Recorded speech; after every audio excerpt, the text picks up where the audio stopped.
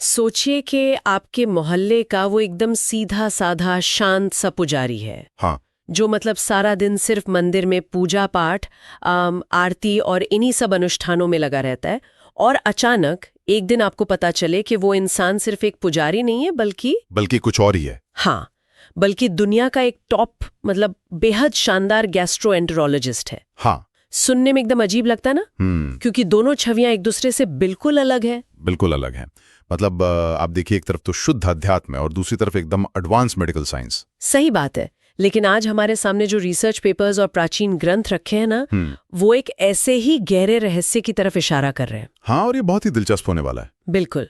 तो आज के इस गहन विश्लेषण में हम किसी इंसान की नहीं बल्कि एक ऐसे वृक्ष की बात कर रहे हैं जो अध्यात्म और विज्ञान के बिल्कुल बीचों बीच खड़ा है। हम बात कर रहे हैं बिल्वे की, जिसे मतलब आम बोलचाल में हम बेल कहते हैं। हाँ, और वैज्ञानिक भाषा में इसे एगल मार्मेलोज कहा जाता है। एगल मार्मेलोज, ठीक है, मतलब वही जाना पहचाना बेलपत्र जो शिव की पूजा में इस्तेमाल होता है। एकदम वही बेलपत्र जो हम हर सावन में या सोमवार को देखते हैं। अरे वाह! तो आज का हमारा मिशन यही है कि हम 4 सबसे महान और प्राचीन आयुर्वेदिक ग्रंथों को टटोलें। मतलब अथर्ववेद, चरक संहिता, अष्टांग हृदयम और सुश्रुत संहिता। हाँ, और सिर्फ प्राचीन ग्रंथ ही नहीं, बल्कि हम मॉडर्न साइंस की जो बिल्कुल ताज़ा रिसर्च है उसे भी आमने सामने रख के देखेंगे। बिल्कुल, हम ये डिकोड करेंगे कि कैसे एक साधारण सा दिखने वाला फल और पत्ता, जिसे हम सिर्फ आस्था के नाम पर मंदिरों में चढ़ाते आए हैं, वो असल में पेट की बेहद गंभीर बीमारियों का अचूक इलाज है। जैसे कि IBS, जिसे इरिटेबल बाउल सिंड्रोम कहते हैं, या फिर डायरिया। हाँ, और यहाँ तक कि डायबिटीज का भी। सही कहा। और देखिए, ये कोई हवाई बात नहीं है। ये मतलब हजारों सालों तक चीजों को बहुत करीब से देखने, परखने और पीढ़ियों तक दर्ज करने का नतीजा है, जिसे हम ऑब्जर्वेशनल साइंस कहते हैं, है ना? बिल्कुल, ऑब्जर्वेशनल साइंस। आज हम उसी प्राचीन विज्ञान के पीछे के जो क्यों और कैसे हैं, उन्हें समझने की कोशिश करेंगे। तो चलिए सबसे पहले उस पेड़ की तस्वीर अपने दिमाग में बनाते हैं, क्योंकि किसी भी चीज के गुण समझने से पहले उसकी सही पहचान होना बहुत जरूरी है। हाँ, पहचान सबसे पहला कदम है। तो दस्तावेजों के मुताबिक बिल्व एक मध्यम से बड़े आकार का पर्णपाती पेड़ होता है, मतलब पतझड़ वाला पेड़। जी, और इसकी शाखाओं पर आप देखेंगे कि कांटे होते हैं। इसमें बहुत ही सुगंधित, मतलब बहुत अच्छी खुशबू वाले सफेद फूल खिलते हैं। अच्छा, और इसके फल? इसके फल बाहर से एकदम लकड़ी की तरह कठोर होते हैं। जब ये कच्चे होते हैं तो हरे रंग के होते हैं, और पकने पर पीले या थोड़े नारंगी रंग के दिखने लगते हैं। हाँ, वो तो मैंने देखे हैं, काफी सख्त होते हैं। लेकिन जो हिस्सा सबसे ज्यादा देखा जाता है वो तो इसके पत्ते हैं ना? बिल्कुल, और इसकी सबसे बड़ी पहचान ही इसके पत्ते हैं। इसके पत्ते हमेशा 3 के समूह में होते हैं, मतलब एक बीच में थोड़ा बड़ा पत्ता होता है और दोनों तरफ 2 छोटे पत्ते। एकदम सही। और इसी संरचना को त्रिदल कहा जाता है। त्रिदल? और यही त्रिदल है जिसे हम शिवर्चन में चढ़ाते हैं।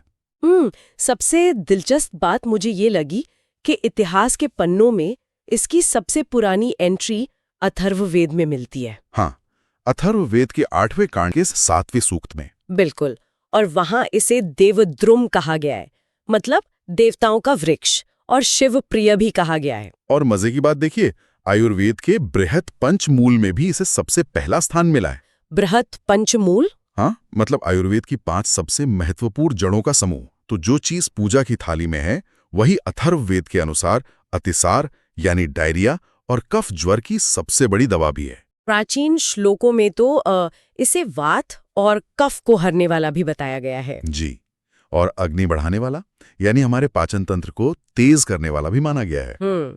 यहाँ मुझे ना एक बात खटक रही है। क्या? देखिए, प्राचीन काल के जो लोग थे, हाँ, वो बहुत स्मार्ट थे। इसमें तो कोई शक नहीं है। तो क्या ऐसा हो सकता है कि उस समय के जानकारों ने इस इतने जरूरी और जीवन रक्षक पौधे को विलुप्त होने से बचाने के लिए ही इसे धर्म के साथ जोड़ दिया हो? हाँ, मेरा मतलब है, अगर वो सीधे सीधे कहेंगे कि ये एक बहुत जरूरी दवा है, तो शायद लोग अपने स्वार्थ के लिए इसे अंधाधुंध काट लें। बिल्कुल। लेकिन अगर किसी पेड़ को देवताओं का वृक्ष ही घोषित कर दिया जाए, तो फिर डर श्रद्धा के मारे कोई उस पे कुल्हाड़ी नहीं चलाएगा ना? अरे, यही तो सबसे दिलचस्प बात है। मेरा भी यही मानना है। इसे एक तरह से प्राचीन पब्लिक हेल्थ और पर्यावरण संरक्षण का मास्टर स्ट्रोक माना जा सकता है। मास्टर स्ट्रोक बिल्कुल सही शब्द है। आप खुद सोचिए, उस दौर में हर किसी को मेडिकल साइंस या बॉटनी तो नहीं पढ़ाई जा सकती थी ना। हाँ, स्कूल या कॉलेज तो वैसे नहीं थे। तो किसी बेशकीमती वनस्पति को आने वाली पीढ़ियों तक सुरक्षित रखने का सबसे आसान तरीका क्या था? यही कि उसे संस्कृति, परंपरा और आस्था के साथ गूंथ दिया जाए। ताकि बिना किसी सरकारी नियम या कानून के पूरा का पूरा समाज खुद ब खुद उस पेड़ का रक्षक बन जाए। बिल्कुल, और वो तरीका आज तक काम कर रहा है। वाकई ये तो एकदम जीनियस तरीका है। खैर, अब ये तो समझ आ गया कि ये एक रक्षक वृक्ष है, लेकिन इसे इस्तेमाल कैसे करते हैं? मेरा मतलब है, क्या सिर्फ इसका फल ही काम आता है? नहीं, यहीं पर तो सुश्रुत संहिता और अष्टांग हृदयम का वो हिस्सा आता है जो मुझे भी सबसे ज्यादा हैरान करता है। हाँ, मैंने भी जब वो पढ़ा तो मैं हैरान रह गई। सुश्रुत संहिता के अनुसार ये कोई आम पेड़ नहीं है। बिल्कुल नहीं। सुश्रुत का द्रव्य संग्रह स्पष्ट करता है कि ये एक ऐसा पेड़ है जो अकेले 4 अलग-अलग तरह की दवाइयां पैदा करता है। मतलब पेड़ एक है, लेकिन उसके अलग-अलग हिस्सों के गुण और काम करने के तरीके एक दूसरे से बिल्कुल अलग है। हाँ, इसे देखकर तो ऐसा लगता है जैसे ये कोई पेड़ नहीं बल्कि एक स्विस आर्मी नाइफ है। स्विस आर्मी नाइफ, हाँ, बहुत बढ़िया उपमा है ना? मतलब एक ही टूल बॉक्स है और उसमें हर बीमारी के लिए अलग औजार मौजूद हैं। स्रोतों में लिखा है कि अगर बिल्व का फल पका हुआ है तो वो बृहण है। बृहण यानी वो शरीर को भारीपन या पोषण देता है। ये हृदय के लिए एक बेहतरीन टॉनिक है। अच्छा। लेकिन अगर वही फल कच्चा है तो वो ग्राही बन जाता है। ग्राही मतलब? ग्राही यानी वो चीज जो दस्तों को तुरंत रोकने का काम करती है, पानी को सोख लेती है। कमाल है। और सिर्फ फल ही नहीं, पेड़ की छाल के बारे में लिखा है कि वो वात, कफ, ज्वर यानी बुखार के लिए इस्तेमाल होती है। और इसकी जो जड़ है वो वात शूल यानी जोड़ों के दर्द या साइटिका जैसे दर्द को खत्म करती है। वाग्भट्ट जी ने भी तो अष्टांग हृदयम में इस पे मोहर लगाई है ना? हाँ बिल्कुल। वाग्भट्ट साफ साफ लिखते हैं कि अतिसार यानी दस्त की बीमारी में बिल्व सर्वश्रेष्ठ है। लेकिन वो भी यही कहते हैं कि पके और कच्चे फल के गुण एक दूसरे के बिल्कुल विपरीत काम करते हैं। एक मिनट, यहाँ मुझे एक बहुत बड़ा कंफ्यूजन है। बताइए। आमतौर पर अगर आप कोई भी कच्चा फल खाइए, जैसे कच्चा आम या पपीता, तो पेट खराब हो जाता है ना? हाँ, अक्सर हाजमा बिगड़ जाता है। तो फिर कच्चा बेल जो इतना कठोर और कसेला होता है, वो एक खराब पेट को और वो भी डायरिया जैसी स्थिति को ठीक कैसे कर सकता है? ये तो मतलब लॉजिक के बिल्कुल उल्टा लग रहा है। देखने में ये एक विरोधाभास लगता है, लेकिन इसके पीछे की जो बायोलॉजी है ना, वो बहुत ही तार्किक है। अच्छा, कैसे? देखिए, आयुर्वेद में एक प्रॉपर्टी होती है जिसे संग्राही कहा जाता है। अंग्रेजी में इसे हम एस्ट्रिंजेंट कहते हैं। एस्ट्रिंजेंट। हाँ, तो जो कच्चा बिल्व होता है वो अपनी तासीर में बहुत तेज संग्राही होता है। अब आप सोचिए, डायरिया में असल में होता क्या है? आंतों में गड़बड़ी हो जाती है। हाँ, आंतों में गड़बड़ी के कारण बहुत ज्यादा पानी भर जाता है और हमारी आंतें उस पानी को रोक नहीं पाती। तो फिर कच्चा बिल उस पानी को कैसे रोकता है? इसे ऐसे समझे, जैसे मान लीजिए फर्श पर अचानक बहुत सारा पानी गिर जाए। ठीक है। अब आप उसे सिर्फ झाड़ू से तो नहीं समेट सकते ना। हाँ, वो फैलता जाएगा। हाँ, झाड़ू से तो पानी फैलेगा ही। लेकिन अगर आप उस पानी पर सूखी लकड़ी का बुरादा डाल दें तो क्या होगा? वो बुरादा तुरंत उस पानी को सोख लेगा। बिल्कुल, उसे बुरादा पानी को सोख कर उसे एक जगह बांध देता है और फिर उसे साफ करना बहुत आसान हो जाता है। अरे वाह! कच्चा बिल्व आंतों में बिल्कुल उसी बुरादे या स्पंज की तरह काम करता है। मतलब ये पेट खराब नहीं करता? नहीं, ये आंतों के उस अतिरिक्त पानी को बहुत तेजी से सोख लेता है और मल को बांधने का काम करता है। ये एक बाइंडिंग एजेंट बनकर स्थिति को तुरंत अपने कंट्रोल में ले लेता है। अच्छा, इस बुरादे वाली उपमा से तो बात एकदम साफ हो गई। मतलब ये कोई जादू नहीं, प्योर साइंस है। बिल्कुल साइंस है। लेकिन एक बात बताइए, अगर कोई चीज डायरिया रोक रही है तो क्या उसे खाने का कोई खास तरीका भी तय किया गया था उस समय? मतलब कैसे खानी है ये पूछ रही हैं आप? हाँ, मतलब क्या उन्होंने कोई डोज या रेसिपी बनाई थी या बस पेड़ से तोड़ा और कच्चा ही चबा लिया? नहीं, पेड़ से तोड़कर सीधा नहीं खाना है। इसे बाकायदा तय किया गया था और यही चरक संहिता की सबसे बड़ी खासियत है। अच्छा। हाँ, चरक संहिता के चिकित्सा स्थान में इन फॉर्मुलेशंस पर बहुत बारीकी से बात की गई है। हाँ, और मैंने जब चरक संहिता के नोट्स पढ़े तो सच बताऊं, मुझे लगा जैसे मैं किसी कंप्यूटर की कोडिंग पढ़ रही हूँ। कोडिंग? वो कैसे? मतलब ये बिल्कुल प्रोग्रामिंग जैसा है। अब ध्यान से सुनिए, मेन इंग्रेडिएंट या बेस कोड वही है, कच्चा बिल्व। ठीक है। लेकिन जैसे ही आप इसके साथ जुड़ने वाला वेरिएबल यानी दूसरी सामग्री बदलते हैं, तो शरीर का जो आउटपुट है वो पूरी तरह बदल जाता है। अरे हाँ, आयुर्वेद में इसे अनुपान का सिद्धांत कहते हैं। बिल्कुल, जैसे दस्तावेजों में लिखा है कि अगर कच्चा बिल्व दही के साथ दिया जाए तो ये एक्यूट डायरिया यानी अचानक शुरू हुए तेज दस्तों को रोकता है जी। लेकिन अगर उसी कच्चे बिल्व को सोंठ के साथ मिला दिया जाए, सोंठ यानी सूखी अदरक, हाँ, तो वो क्रॉनिक डायरिया यानी बहुत पुरानी दस्त की बीमारी को ठीक करता है। सही कहा।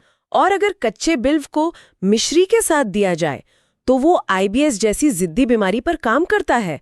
मतलब बेस सेम है, बस वेरिएबल बदल रहा है। ये बहुत ही सटीक ऑब्जर्वेशन है। चरक संहिता में इस आईबीएस वाली स्थिति को ग्रहणी कहा गया है। ग्रहणी। हाँ, और ये जो आपने वेरिएबल बदलने की बात की ना, हाँ। ये असल में शरीर के अलग-अलग सिस्टम्स को टारगेट करने का तरीका है। वो कैसे काम करता है? देखिए, जब आप दही मिलाते हैं तो दही में मौजूद प्रोबायोटिक्स आंतों के गुड बैक्टीरिया को तुरंत वापस लाते हैं। अच्छा, इसीलिए वो एक्यूट डायरिया में काम आता है। बिल्कुल। और जब सोंठ मिलाते हैं तो सोंठ पाचन की अग्नि को बढ़ाती है और पुरानी सूजन को काटती है, इसलिए वो क्रॉनिक डायरिया में काम आती है। और मिश्री वाला कॉम्बिनेशन? मिश्री शरीर के बढ़े हुए पित्त को शांत करती है, तो बिल्व और मिश्री मिलकर आईबीएस में बहुत राहत देते हैं।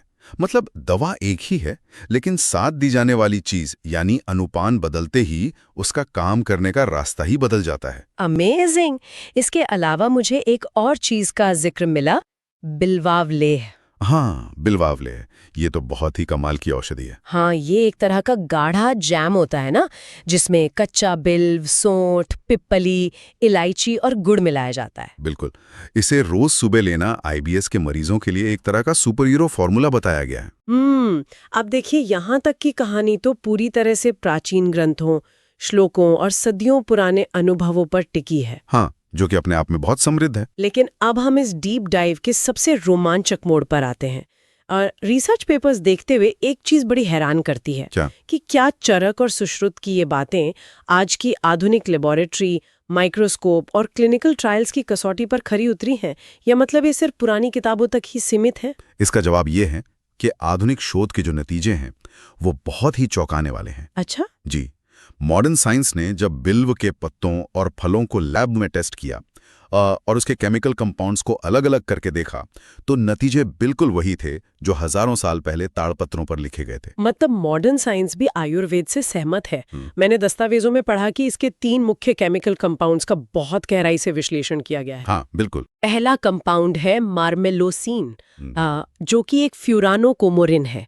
मॉडर्न साइंस का कहना है कि ये आईबीएस और डायरिया में एंटी स्पैज्मोडिक का काम करता है। जी, एंटी स्पैज्मोडिक। और जानवरों पर हुए एक अध्ययन में देखा गया कि कैस्टर ऑयल से जो डायरिया पैदा किया गया था, मार्मेलोसिन देने के बाद उसमें भारी कमी आ गई। ये एंटी स्पैज्मोडिक असल में करता क्या है? चलिए, इस शब्द को थोड़ा और खोलते हैं। हाँ। आप बताइए, आईबीएस की बीमारी में सबसे बड़ी समस्या क्या होती है? शायद पेट में बहुत दर्द होता है। हाँ, दर्द क्यों होता है? क्योंकि आंतें बहुत ज्यादा और बेतरतीब तरीके से सिकुड़ने लगती हैं।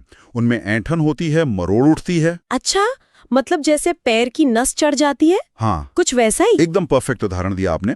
जैसे पैर की नस चढ़ने पर भयंकर दर्द होता है, वैसे ही आंतों की जो स्मूथ मसल्स होती है ना, हाँ, उनमें मरोड़ उठने से पेट में भयानक दर्द होता है।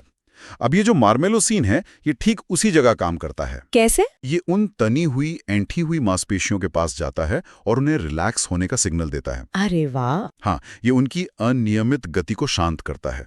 इसीलिए ये अल्सरेटिव कोलाइटिस जैसी गंभीर सूजन वाली बीमारियों में भी एक शील्ड यानी सुरक्षा कवच का काम करता है। ये तो एकदम सटीक मैकेनिज्म है, मतलब सीधा प्रॉब्लम की जड़ पे वार। बिल्कुल। हाँ।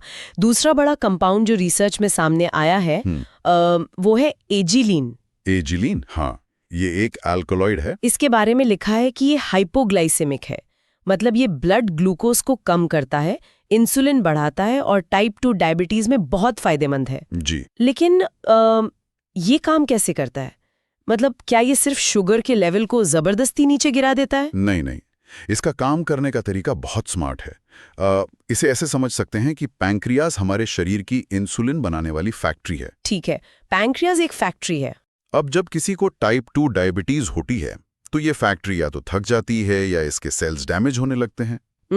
तो ये जो एजलीन है ये सिर्फ बाहर से शुगर को कम करने का काम नहीं करता, बल्कि ये उस पैंक्रियास नाम की फैक्ट्री के बाहर एक गार्ड की तरह खड़ा हो जाता है। अच्छा। हाँ, ये उसे फ्री रेडिकल्स के डैमेज से बचाता है और अंदर जो सेल्स मौजूद हैं उन्हें दोबारा सही तरीके से इंसुलिन बनाने के लिए प्रेरित करता है। मतलब ये सिर्फ सिम्टम को नहीं छुपा रहा बल्कि जड़ को रिपेयर कर रहा है। ये तो बहुत ही पावरफुल चीज है। बिल्कुल है। और तीसरा मुख्य कंपाउंड है लुआंगेटिन। ये एक एंटी फंगल और एंटी बैक्टीरियल तत्व है। जी। प्राचीन ग्रंथ कहते थे कि बेल पेट के कीड़ों को मारता है, और अब मॉडर्न रिसर्च बताती है कि ये लुआंगेटिन ही है जो इंटेस्टाइनल वर्म्स को खत्म करता है। हाँ, और वो भी बहुत आक्रामक तरीके से। हाँ, मतलब ये कोई हल्का फुल्का काम नहीं करता। आक्रामक तरीके से मतलब कैसे? लुआंगेटिन असल में इन नुकसानदायक बैक्टीरिया और फंगस की जो कोशिका संरचना होती है ना, उनका सेल स्ट्रक्चर, हाँ, उनके सेल स्ट्रक्चर को ही तोड़ देता है, जिससे वो आंतों में जिंदा ही नहीं रह पाते। बाप रे। अब इन सारे रासायनिक नामों, मार्मेलोसीन, एजलीन, लुआंगेटिन, इन सब को सुनकर मेरे दिमाग में एक सवाल बार बार घूम रहा है। क्या सवाल है? तो क्या मॉडर्न साइंस ने सच में कुछ नया खोजा है, या फिर उन्होंने बस उस सदियों पुराने आयुर्वेदिक ज्ञान को जो पहले से अचूक तरीके से काम कर रहा था उसे लेबोरेटरी में ले जाकर नए नए अंग्रेजी या रासायनिक नाम दे दिए हैं? देखिए, अगर निष्पक्ष होकर देखा जाए तो दोनों ही बातें अपनी अपनी जगह सच हैं। अच्छा, वो कैसे? आयुर्वेद ने एक बहुत ही व्यापक क्लिनिकल ऑब्जर्वेशन के आधार पर यह तय किया कि क्या काम करता है और किस बीमारी में काम करता है। हाँ, जो कि उन्होंने हजारों सालों में देखा। बिल्कुल। वहीं आधुनिक विज्ञान ने मॉलिक्यूलर लेवल पर यह साबित किया कि ये काम कैसे करता है। समझ गई। आयुर्वेद ने बताया कि इसे खाने से पेट के कीड़े मरेंगे, और मॉडर्न साइंस ने माइक्रोस्कोप के नीचे दिखाया कि कैसे लुआंगेटिन उन कीड़ों के सेल स्ट्रक्चर को तोड़ रहा है। तो मतलब विज्ञान ने ज्ञान को बदला नहीं है, बस उसके मैकेनिज्म को डिकोड किया है। बिल्कुल सही कहा आपने। दोनों नजरिए मिलकर असल में तस्वीर को पूरा कर रहे हैं। हाँ, खैर अब तक हमने पेट, आंतों और पैंक्रियास की काफी बात कर ली। जी। क्या बिल्व का दायरा सिर्फ यहीं तक सीमित है, या इसके कुछ और भी उपयोग हैं शरीर के लिए? इसके उपयोगों की सूची बहुत लंबी है। ये पूरे शरीर के लिए काम करता है। जैसे अगर इसे भूमिया मलकी के साथ लिया जाए तो ये लिवर की सूजन और गड़बड़ी को ठीक करता है। अरे वाह। गोखरू के साथ मिलाकर इसकी जड़ का काढ़ा पीने से यूरिन इन्फेक्शन यानी यूटीआई में कमाल का असर दिखता है। अच्छा, यूटीआई में भी काम आता है? हाँ, और अगर त्वचा में कोई संक्रमण हो तो इसके पत्तों का रस नीम और हल्दी के साथ लगाने से बहुत फायदा होता है। ये तो सच में एक स्विस आर्मी नाइफ ही है। और तो और पके हुए बेल को एक नित्य रसायन माना गया है। नित्य रसायन मतलब? यानी एक ऐसा एंटी एजिंग टॉनिक जो हमारी कोशिकाओं को जल्दी बूढ़ा नहीं होने देता। क्या बात है। लेकिन एक सबसे जरूरी बात, इतनी पावरफुल औषधीय वनस्पति है ये, तो क्या इसे इस्तेमाल करने में कोई रिस्क या सावधानी रखने की भी जरूरत है? बिल्कुल है, और ये बहुत महत्वपूर्ण सवाल है, क्योंकि दस्तावेजों में एक बहुत सख्त चेतावनी भी दी गई है। और सच कहूं तो ये मुझे एक बहुत ही मजेदार विरोधाभास लगा। हाँ, वो डायरिया और कब्ज वाला। हाँ, मतलब जो फल पूरी दुनिया में डायरिया को रोकने का सबसे अचूक अस्त्र है, अगर उसका जरूरत से ज्यादा सेवन कर लिया जाए तो वो गंभीर कब्ज पैदा कर देता है। बिल्कुल, और ये हमें आयुर्वेद का सबसे बड़ा सिद्धांत याद दिलाता है, मात्रा का सिद्धांत। एकदम सही। कि किसी भी औषधि और जहर के बीच का फर्क सिर्फ उसकी डोज या मात्रा का होता है। हाँ, अब आप खुद सोचिए, अगर वो लकड़ी के बुरादे वाला स्पंज आंतों का सारा पानी ही सोख लेगा तो मल इतना सख्त हो जाएगा कि कब्ज होना तो तय ही है। एकदम सही पकड़ा आपने। और एक और बहुत ही क्रिटिकल सावधानी है जिसका ध्यान रखना चाहिए। वो क्या?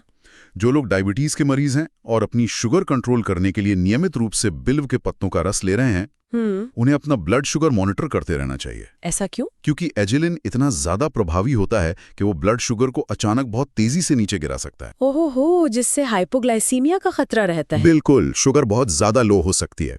और हाँ, गर्भावस्था के दौरान बिना किसी एक्सपर्ट वैद्य की सलाह के इसका सेवन बिल्कुल नहीं करना चाहिए। ये तो बहुत जरूरी सावधानियां हैं।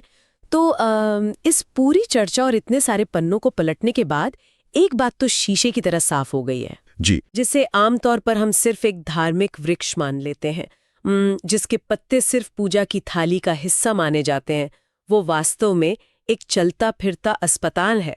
इसमें कोई शक नहीं है। इसके पत्ते शुगर कंट्रोल करते हैं, इसके कच्चे फल हमारी आंतों को स्पंज की तरह बचाते हैं, पके फल का गूदा हमारे हृदय को पोषण देता है, छाल बुखार उतारती है और जड़ें जोड़ों का दर्द खींच लेती हैं। मतलब सिर से लेकर पैर तक हर चीज का इलाज है इसमें। बिल्कुल।